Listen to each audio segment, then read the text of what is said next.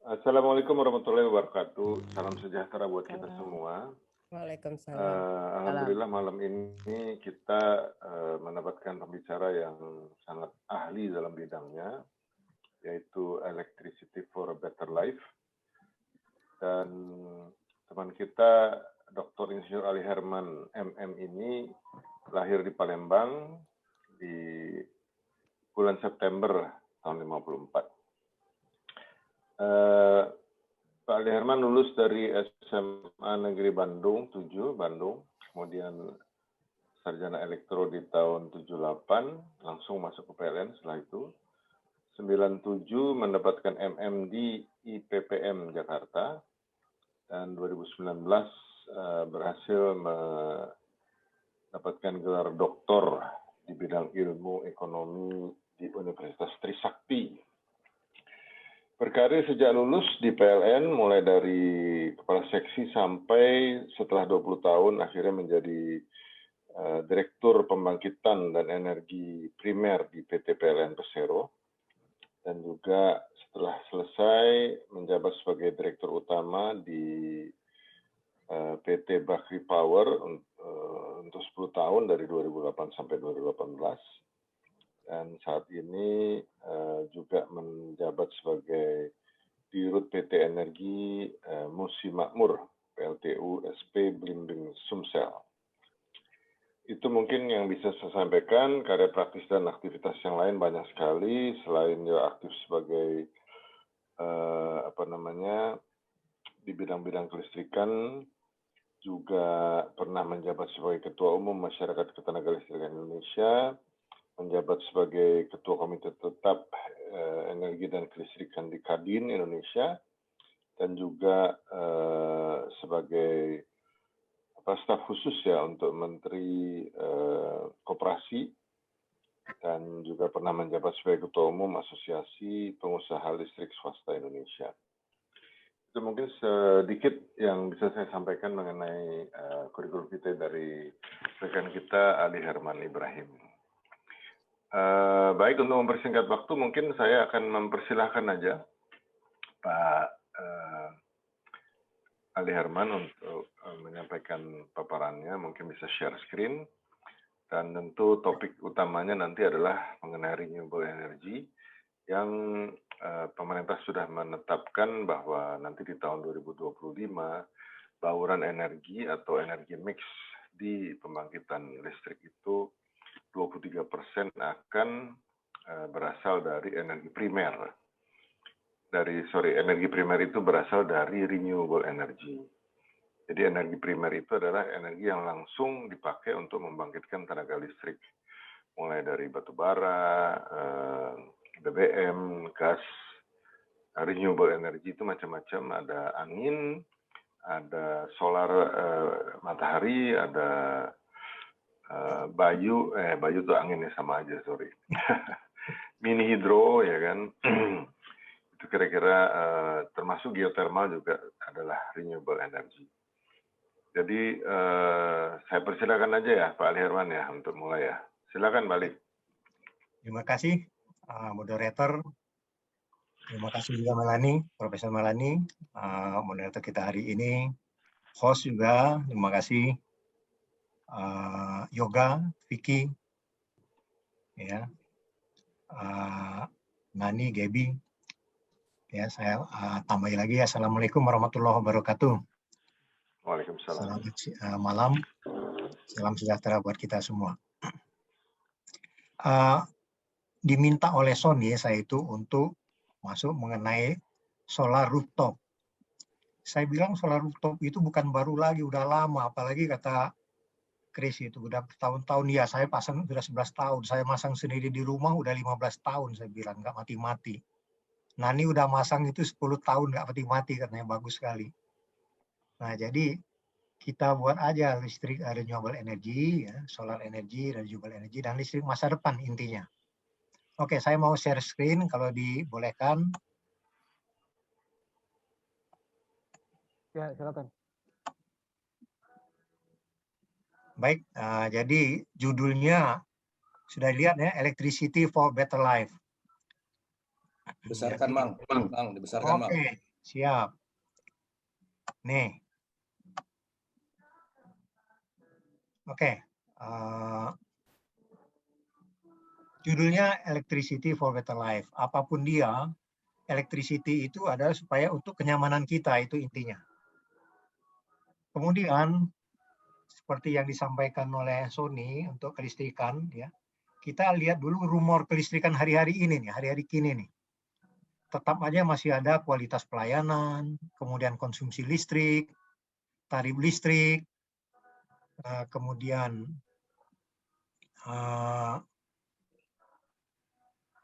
rasio elektrifikasi, hutang investasi, hutang BUMN, listrik ya hutang PLN maksudnya, kemudian proyek 35.000 megawatt, kemudian listrik dan pandemi COVID, ya,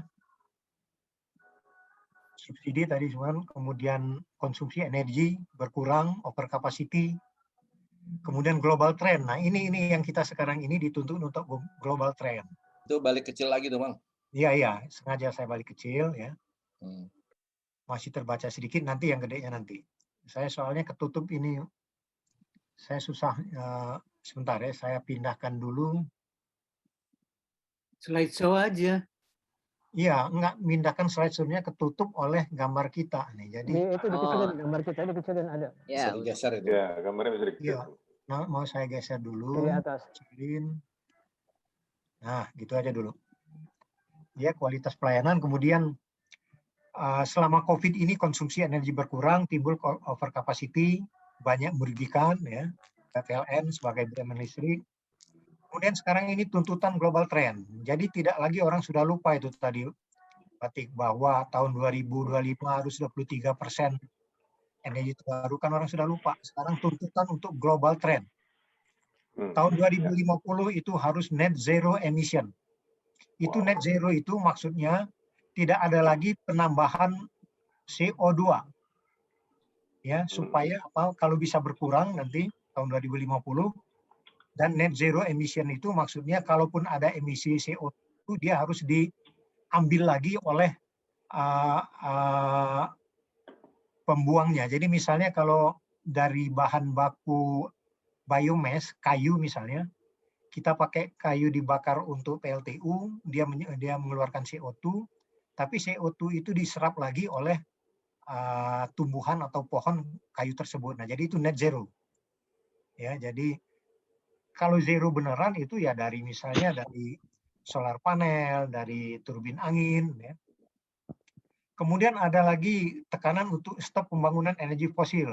Itu mulai tahun 2001, ya, 2021 ini tidak ada lagi penunjukan atau kontrak untuk energi fosil, utamanya batu bara. Ya. Kemudian nanti 2030 mulai phase out PLTU batu bara. Ya, mulai PSO batu bara, kemudian mulai renewable energy, solar PV energy, energy storage, dan next teknologi. Nah, belum lagi saya selesai menyusun ini, memperringkas PowerPoint ini karena banyak sekali tadinya. Nah, timbul ada kemarin orang-orang ribut nanya ke saya, Pak, ini katanya pembangkit batu bara mau dipensiunkan. Siapa bilang, Luhut? Saya cari-cari, memang iya benar. Coba baca sebelah kanan itu, Menko Kemaritiman dan Investasi Luhut Binsar-Panjaitan mengatakan pemerintah berencana untuk memberhentikan operasi pembangkit listrik dengan batu bara, dengan bahan bakar batu bara. Mengerikan. Padahal batu bara kita sekarang ini berkontribusi 60%, ya, atau sebanyak 34.000 megawatt. Banyak. Kalau berhenti sekarang ya mati semua Jawa. Kayak blackout kemarin. Sumatera Selatan mati, Gorontalo tempatnya Mimi mati. Kalau diberhentikan sekarang. Mudah-mudahan ya belum. Nah, apa tekanan untuk net zero emission by 2050, ya senarionya itu, yaitu untuk membatasi supaya kenaikan temperatur dunia ini, ya temperatur alam kita ini, bumi kita ini hanya 1,5 derajat Celcius saja. Dan bagaimana jalannya itu, ya pathway-nya itu ke 2050 ya, untuk energi global system ini ya, ini seperti tahun 2025 ya, 2021 ini tadi disebutkan bahwa tidak ada lagi no new coal plants approved for development. Jadi selama masih kuat power plant sistem kelistrikan ya, itu tidak ada tambahan lagi yang ditunjuk, yang disetujui untuk batu bara. Nah ini susah nih, ya. Kemudian juga di bawah sini disebutkan no new oil and gas. Ini Haposan, kayak Haposan, kemudian Vator, kemudian Yoga ya. Itu gimana ini kalau nggak ada lagi, berhenti kira-kira kalau nggak ada lagi field yang baru disetujui, itu 10 tahun lagi habis minyak sama gas. Kemudian tahun 2030, intinya di sini ya 60% dari car ya, dunia ya, vehicle dunia itu adalah 60% adalah elektrik. Nah ini 10 tahun lagi, 9 tahun lagi. Jadi ada mobil-mobil sekarang ini jual-jualin aja, karena ini dampaknya apa? Kalau sudah 60% electric vehicle, berarti yang mobil-mobil lama itu nggak diproduksi lagi. Ya, jadi nggak diproduksi. Kalau nggak diproduksi berarti spare part-nya nggak ada, kemudian juga bengkel-bengkelnya nggak ada. Itu masalahnya itu.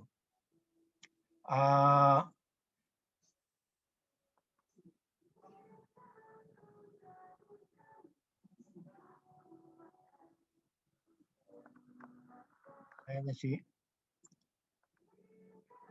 Kemudian kira-kira 1020 gigawatt solar harus dibangun, solar PV.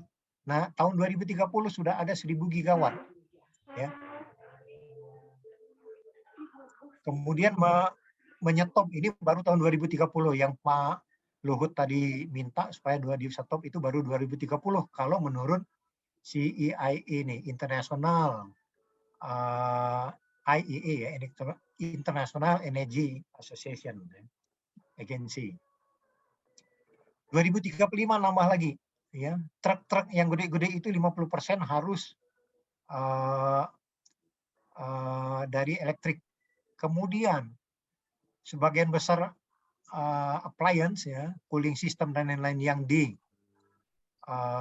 building itu harus yang terbaik. Kemudian electric motor sales ya, industrial electric motor sales harus yang terbaik. Sudah dia electric vehicle ya, juga elektriknya sendiri motornya sini harus terbaik. Itu track ininya ya, jalan roadmap-nya itu. Kemudian overall net zero emission electricity in advanced economy. Jadi khusus untuk negara-negara maju di Eropa, Jepang, Korea, Amerika, ya, Australia, itu harus tidak ada lagi emisi CO2. Yang akhirnya tahun 2050. Dari sekarang ini ada 35 gigaton CO2 setiap tahun di emisi ke udara. Di tahun 2050 diharapkan dia tinggal kurang dari 5 ton. Jadi diharapkan udara akan kembali seperti tahun 50-an atau tahun 45-an yang masih segar. Kemudian ada setiap tahun itu ada 4 gigaton CO2 ditangkap, di capture, masukkan lagi ke bumi. Tahun 2050 ada 7,6 gigaton CO2 yang itu keinginannya. Nah, apa dampaknya? Dampaknya ke electricity. Sudah. Oke. Kapasitas pembangkit batu bara yang di dunia ini seperti ini ya. Cina sendiri 1042. Kalau dia matikan itu kita nggak tahu itu gimana. Padahal kita kecil sekali. Kita hanya 34. Indonesia nomor 2 di bawah itu. Ya 34 mega. Cina, United States, India 209, Amerika 233, Amerika banyak gas di sana, pakai gas. Cina 1042. Kalau dimatikan semua ya, itu nggak tahu Cina pakai apa. Nah, ini PLTU seperti ini akan dimatikan nih. Ya. Ini bukan emisi, ini uap air ya.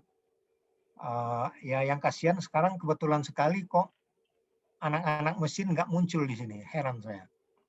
karena udah PLTU mau dimatiin ya, aset teknologi mesin itu banyak di PLTU itu udah hilang, kayaknya nggak ada kerjaan lagi, takut gitu kali. Ada nih, ada nih.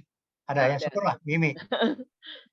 Nah, Mi, ini kasihan Mi, ini jadi ini boiler yang di sini ya, itu nggak akan ada lagi ini nanti.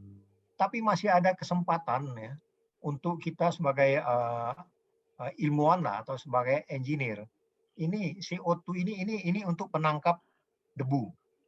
Bisa saja disambung lagi di sana itu untuk penangkap CO2 dimasukkan lagi ke bumi. Itu tadi capture tadi.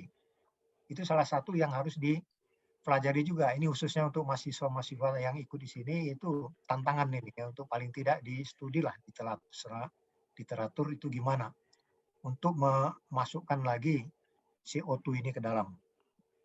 Nah, ini teknologinya akan jadi teknologi usang nih, jadi oleh Mimi ini gimana, kasihan juga. Tapi ini masih bisa dipakai teknologi ini, steam turbine ini untuk nuklir, PLTN maupun untuk PLTP, panas bumi tadi disebutkan oleh Batik. Jadi masih ada lah ininya. Nah, sekarang untuk kita sendiri Indonesia itu dari tekanan global tadi kita sudah mempunyai roadmap sendiri ya, bahwa kita akan mengurangi emisi CO2 pada tahun 2035 sebanyak 377 juta ton CO2. Kalau tadi gigaton, ini juta ton ya. CO2 sampai dengan tahun 2035. Itu sudah dekat nih dengan langkah-langkah apa, pembangkit EBT, efisiensi energi, bahan nabati, co-firing. Tapi semuanya belum, ini cuma angka-angka yang saya lihat, saya selidiki, ini hanya di ekstrapolasi aja, gimana langkah-langkahnya perlu ya kita bantu. Nah, seperti ini ya, untuk teknologi ke depan ya, mengurangi emisi 2 ini melihat SDM ini melihat nuklir dunia, proyeksi kapasitas dunia, kemudian hidrogen mengatakan bahwa kunci hidrogen adalah kunci energi masa depan. Ya, hidrogen. Jadi hidrogen itu tidak akan mengeluarkan CO2. Tapi ini kan dia memotret dunia. Terus kita gimana konteks Indonesianya? Konteks Indonesia di sini nuklir, pemantauan nuklir untuk keamanan pasokan energi serta pengurangan emisi sesuai PP 79. Kemudian pembangunan PLTN ditetapkan oleh pemerintah setelah berkomunikasi dengan DPR. Ya, ini hanya statement-statement aja. Tidak ada langkah-langkah atau keinginan. Nah, saya pikir-pikir, saya lihat, oh ya, ini SDM takut membuat keputusan. Jadi harus kita bantu ini supaya ini terwujud. Ya, boleh saja kita bantu untuk membuat keputusan. Jadi ini hanya menggambarkan aja. Jadi pengembangan teknologi EBT Beyond 2035, tapi yang dilihat itu adalah dunia. Terus kita gimana konteks Indonesia? Ya, hanya kelihatannya ya tanggung. Ini bukan suatu langkah keputusan. Ya, itu harus kita bantu nih, gimana supaya mereka berani. Nah, konsumsi listrik BBM dan LPG Indonesia. Tahun 2021 ya, konsumsi listrik Indonesia itu sebesar 300 juta MWh atau 300 GWh. Nah, kalau dalam powernya itu adalah 60 gigawatt. Kemudian BBM 75 juta ton, ini juga harus dihilangkan emisinya ya, CO2-nya. BBM ini. LPG juga, LPG 9,5 juta ton tahun 2021. Itu sayang sekali kalau Yoga atau Fator atau Hakosan itu bilang, kasihan sekali ini LPG itu kalau hanya untuk dibakar di dapur, sayang. Itu LPG itu ibarat kalau logam itu emas. Banyak value-nya, jadi jangan dibakar aja. Nah, sekarang padahal kita bakar banyak, kenapa? Karena dia disubsidi. Kemudian 2030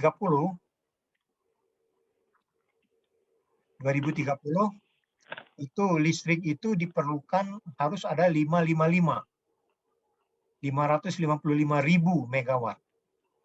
555.000 megawatt hour, juta megawatt hour. Kalau di kapasitasnya itu 155. Kemudian kalau BBM tadi, mobil tadi diganti semua 60% atau 40% menjadi listrik, maka diperlukan listrik 308 GWh. Ya. Kemudian kalau LPG itu dikonvert juga ke induction, kompor listrik, kompor induksi, ya, dia akan memerlukan 98 GWh, ya, juta MWh. Ya. Kemudian dia akan bertambah lagi tahun 2040, makin besar lagi. Nah ini padahal tahun 2040 ini sudah harus hijau semua. Nah, gimana kita apakah bisa mendapatkan 421 kapasitas baru, 400 gigawatt, 421 dengan energi 1 miliar MWh, ya ditambah lagi nanti yang dari konversi mobil BBM menjadi electric vehicle, diperlukan listrik yang juga harus tentunya dari energi hijau, diperlukan 600 gigawatt hour, kemudian untuk LPG diperlukan 206. Dari mana kita dapat? Nah ini potensi sumber daya EBT Indonesia, ya, itu samudra ada 17.000 megawatt atau 17,9 gigawatt. Sekarang sudah apa? 0%. Bisa nggak kira-kira ke depan? Sulit kalau samudra itu, ya.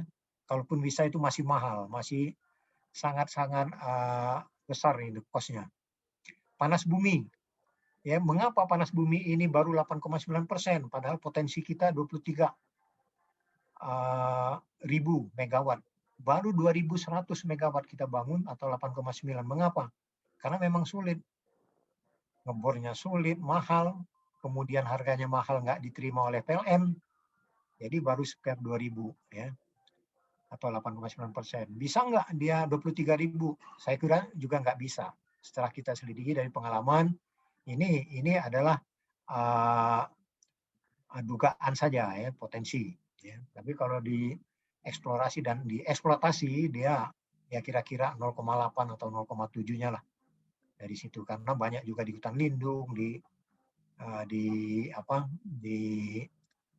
gunung, ya, jadi tidak terlalu gampang, tidak gampang. Kemudian bioenergi. Bioenergi ini ya tentunya kita akan membuat suatu bukan dari biofuel, bukan dari minyak kelapa sawit, palm oil, ya, tapi ya betul-betul ya kita buat yang lebih efisien, yang tidak berebutan dengan pangan, kosmetik atau lain-lain seperti palm oil, ya. Nah sekarang itu baru 5,8%. Ini banyak dipakai oleh pabrik kelapa sawit, dia menggunakan 55 sawit, dan kemudian pabrik plywood menggunakan limbah kayu untuk boilernya, kemudian juga pabrik kertas, ya, di Riau sana dia pakai betul-betul biomass. Kemudian Bayu tadi disebutkan oleh Batik, Bayu itu angin 60 gigawatt. Ini 60 gigawatt ini potensi seluruh Indonesia. Jadi kalau 60 gigawatt itu dipasang semua, itu ya penuhlah oleh turbin-turbin angin itu, ya, tingginya 80 sampai 100 meter.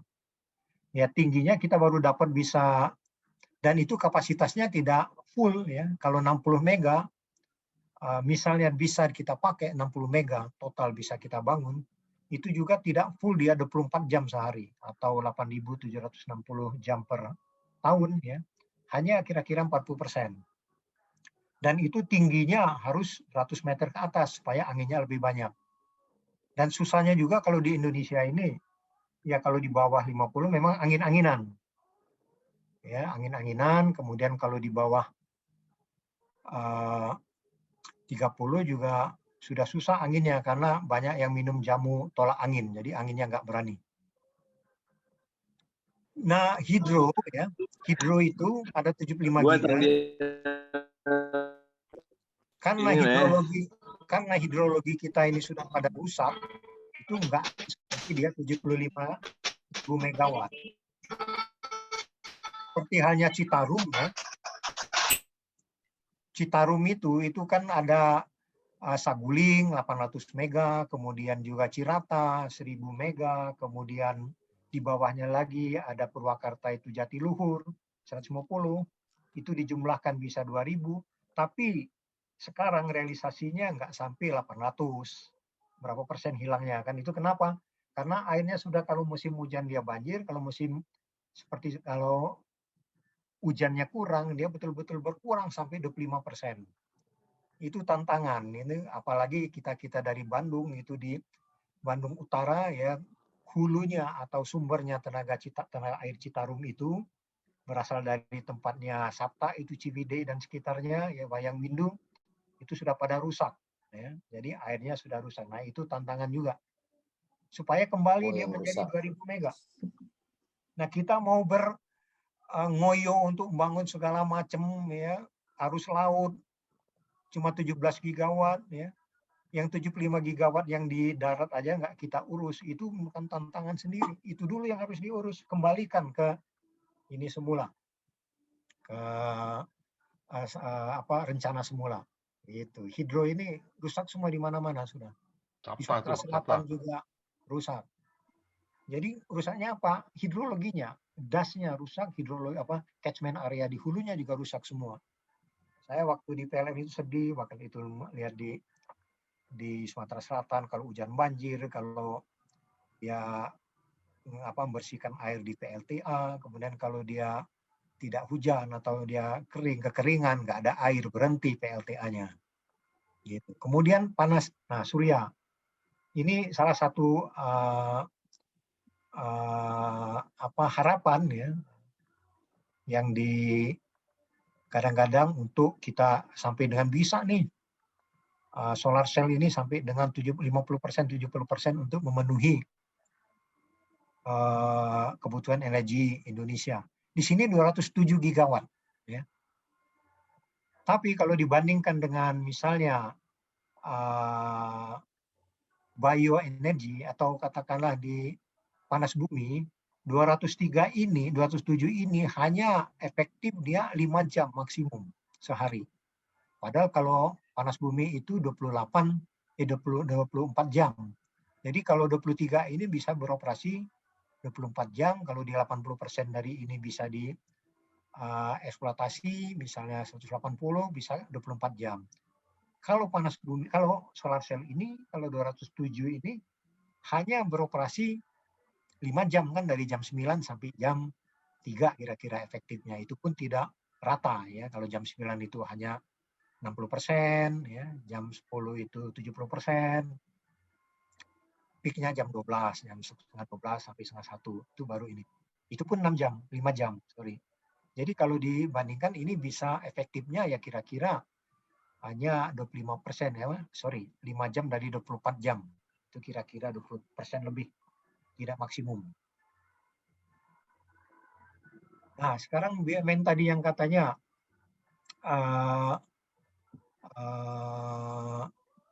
banyak hutang ya, banyak ada penjualan kurang, over capacity sehingga mengalami kerugian. Ternyata tidak juga, tidak mengalami kerugian. Tahun 2020 itu BUMN itu untung 5,99 triliun ya. Tapi sebenarnya itu subsidinya juga banyak.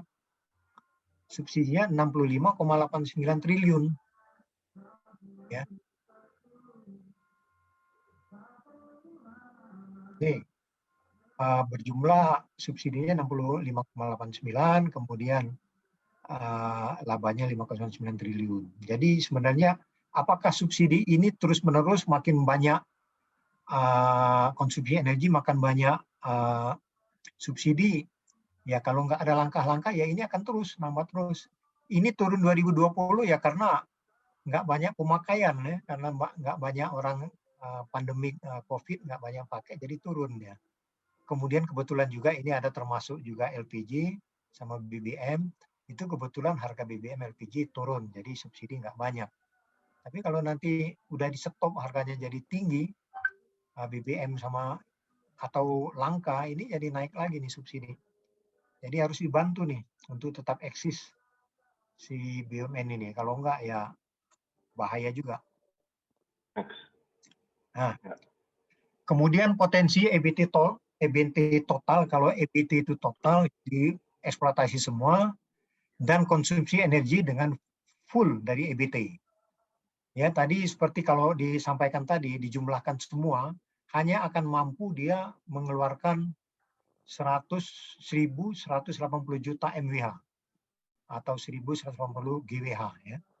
Padahal tahun 2030 kita udah 807. Kalau electric vehicle, kemudian memasak di rumah pakai listrik, kita akan memerlukan 807 GWh.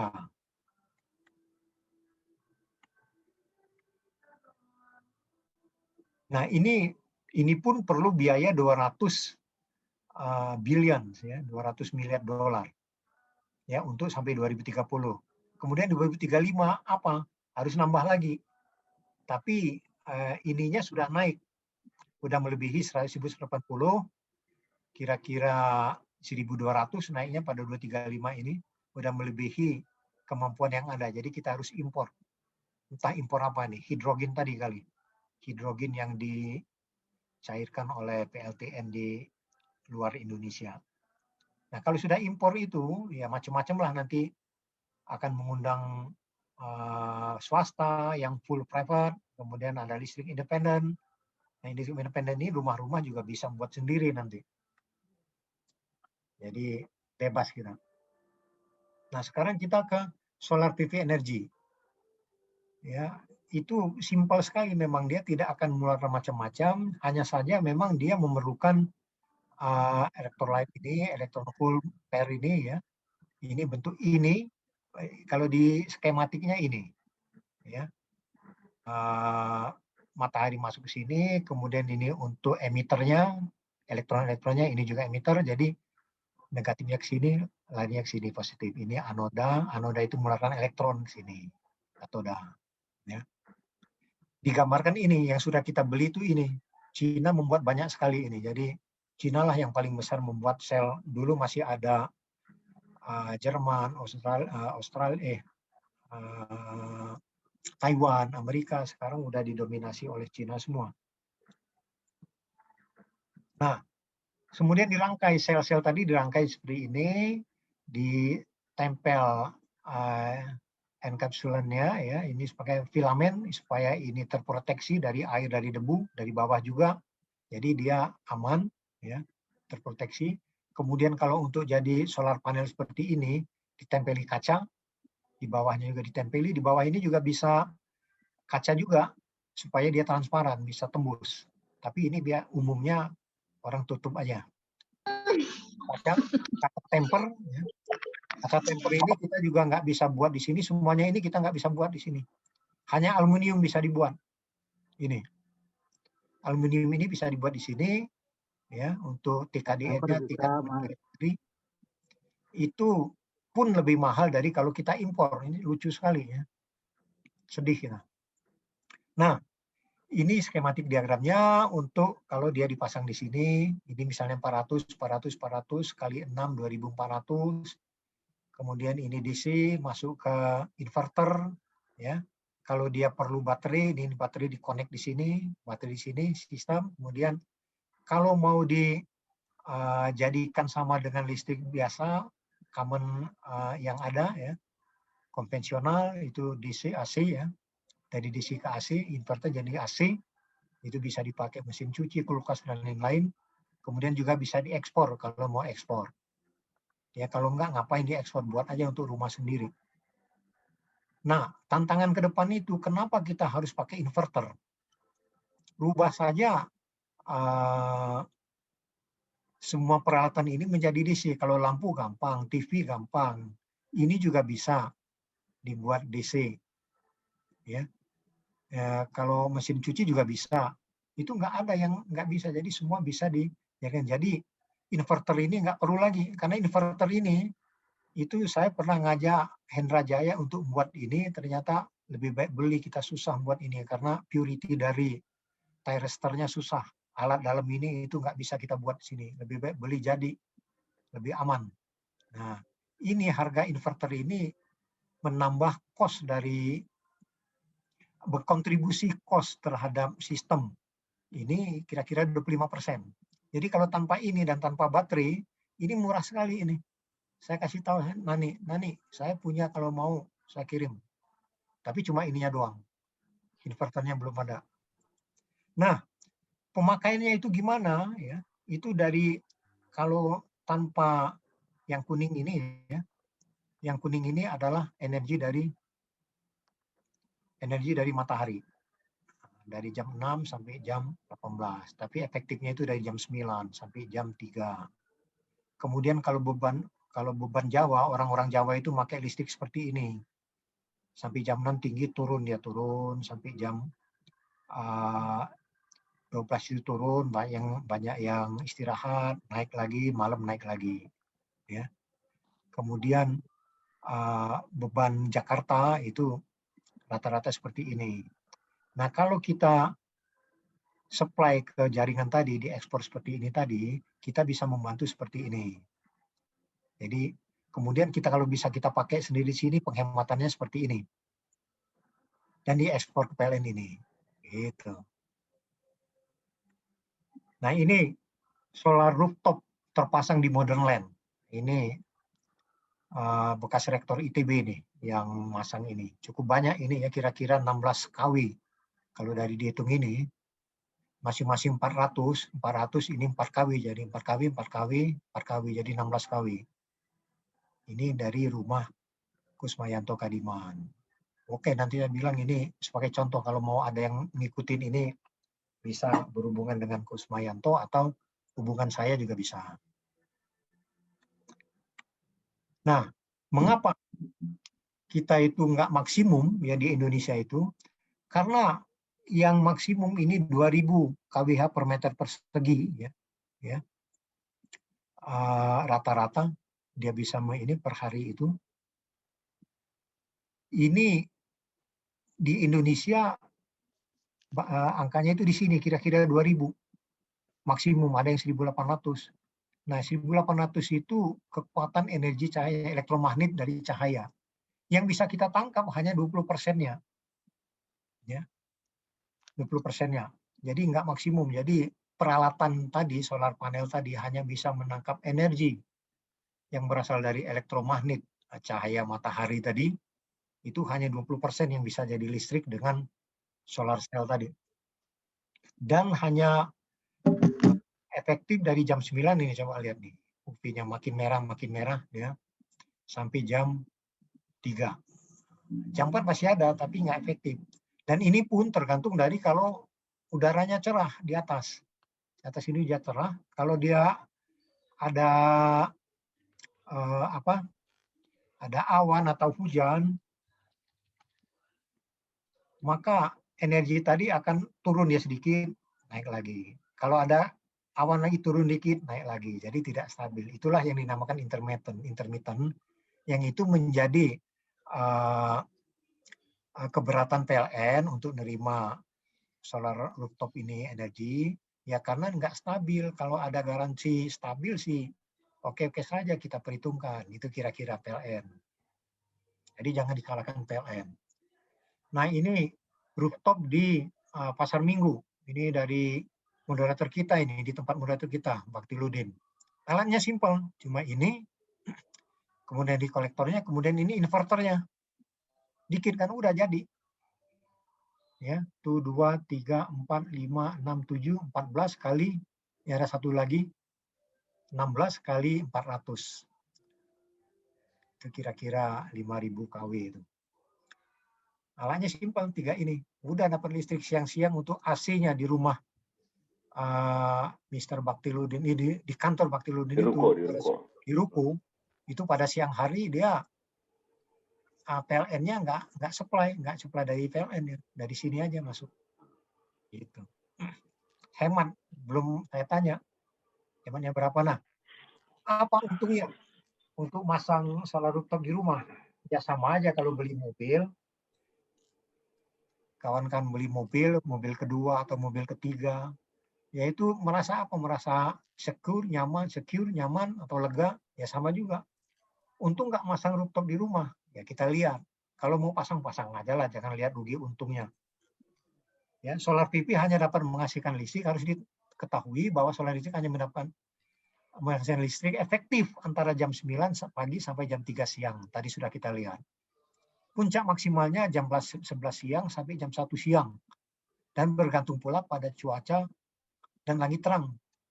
Kalau langitnya gelap, kemudian ada awan lewat, ya maka dia akan berkurang. Dalam beberapa menit dia turun, itu memang mengganggu continuity dari listrik yang kita ambil. Kemudian kita pasang ya, hitung-hitungannya kalau kita pasang 1 kW, misalnya 1 kW kalau 5 kW ya kali 15 juta. Kalau 1 kW 15 juta, itu kita sebut KWP ya. Peak, 1 kilowatt peak atau 1000 watt peak. Artinya apa? Dia hanya mencapai 1 kW pada saat peak. Peaknya jam berapa? Itu tadi, jam 11 sampai jam 1. Kalau jam 9 dia nggak mencapai 1 kW. Bukan salah solar panelnya, tapi salahnya dari matahari. Kenapa matahari sudah turun. Gitu. Kemudian kalau umurnya 10 tahun, umur ekonomis, pada lifetime dari PLTS itu sendiri, solar panel itu 25 tahun, maka biaya efektif KWH yang dipasang itu pada operasinya siang hari saja tersebut adalah Rp1.000 per KWH, hitung aja. Ini nggak pakai bunga. Sama juga dengan beli mobil tadi kan jangan pakai bunga, itu jangan hitung bunga. Kalau pakai mobil hitung bunga rugi banyak, jangan beli mobil. Sama juga dengan beli ini. 10 tahun 1 KWP Rp1.000 per KWH. Hitungannya. Bandingkan apalagi nanti kalau tahun kelima nanti listrik PLN naik. Kalau sekarang Rp1.000 ya, bandingkan dengan tarif PLN 1.352. Tapi kalau kayak kantor batik tadi itu Rp1.540 per KWH. Kan jadi untung nih. Jadi dijual ke PLN. Nah, kemudian kita jangan ketinggalan nih mendapatkan peluang ekonomi dari net zero emission itu banyak sekali itu. Apalagi nanti batu bara mau di stop, kemudian semuanya dari panas bumi, turbin angin atau solar panel ini banyak sekali yang jangan sampai lepas dari bisnisnya itu dari domestik, dari dalam negeri. Kalau diambil semua oleh luar ya kita tinggal gigit jari dari mana kita mau bayarnya kan, itu kira-kira. Ya, mulai dari bisnis bahan mentah. Itu jadi nikel itu yang untuk baterai itu, ya, kalau kita lihat data memang Indonesia paling banyak sekarang ini produksinya. Tapi proses nikel yang paling banyak Cina. Kita nomor 7 nomor 8 kira-kira di proses. Belum ada yang proses yang bernilai di kita untuk nikel. Dan nikel itu sendiri untuk jadi baterai ya. Nikel itu harus digabung dengan manganium sama aluminium ya untuk dijadikan hanya sebagai katodanya. Sebagai elektrolitnya polimer. Anodanya juga dari litium, nggak ada di kita. Jadi yang kita punya banyak ya nikel itu ya hanya kira-kira 35% dari 35% ya, kira-kira 10% kira-kira kontribusinya terhadap buat baterai. Tapi nilainya juga ya karena nikel banyak murah, jadi nilainya juga hanya 5%. Tapi nggak apa-apa, untuk membuat pabrik baterai terbesar di dunia di kita ini harus kita dukung, tetap dukung ya, mudah-mudahan bisa. Walaupun kita tetap juga harus mendatangkan polimernya, masih impor casingnya, masih impor litiumnya ya. Sebenarnya litium itu bisa juga kita produk dalam negeri ya. Tapi ya perlu ya ini tadi perlu kita mengupgrade diri ya. Mengupgrade diri supaya kita berani, tegas, agresif. Lebih dari yang ada sekarang ya. Anak-anak muda lah ya, rekan-rekan mahasiswa itu harus. Nah, bagaimana pelanggan mengapresiasi ya listrik pada era transisi ini? Ya, normal sajalah. Ya, listrik juga menyesuaikan dan banyak pilihan. Dan banyak lagi ya yang bisa kita lakukan. Tadi misalnya untuk bagaimana capture dari CO2 dari PLTU. Ya. Itu teknologinya, teorinya bisa. Ya, kenapa kita harus matikan PLTU? Banyak sekali yang nganggur nanti. Termasuk Mimi. Ya, aduh, nganggur nanti. Kemudian dari baterai, ya, dari solar panel, dari smart grid, ya, nah yang nggak kalah ini adalah dari biomass. Biomass kita jangan terlantarkan, kemudian juga hidrologi itu, PLTA itu kita kembalikan pada ininya, pada posisi awalnya, jangan sampai hilang. Ya tolong dicatat itu bahwa Citarum itu ada yang besar-besar saja, ada 2.000 MW, ya, efektifnya itu hanya 400 MW, hanya 5%. Itu karena apa? Karena hidrologinya, karena catchment areanya di atas, karena dasnya yang sudah rusak total. Nah, kira-kira gitu saya batasi dengan janji 20 menit. Ya, pas. Nah, terima kasih atas perhatiannya, kawan-kawan. Kita bisa lanjutkan dengan tanya jawab.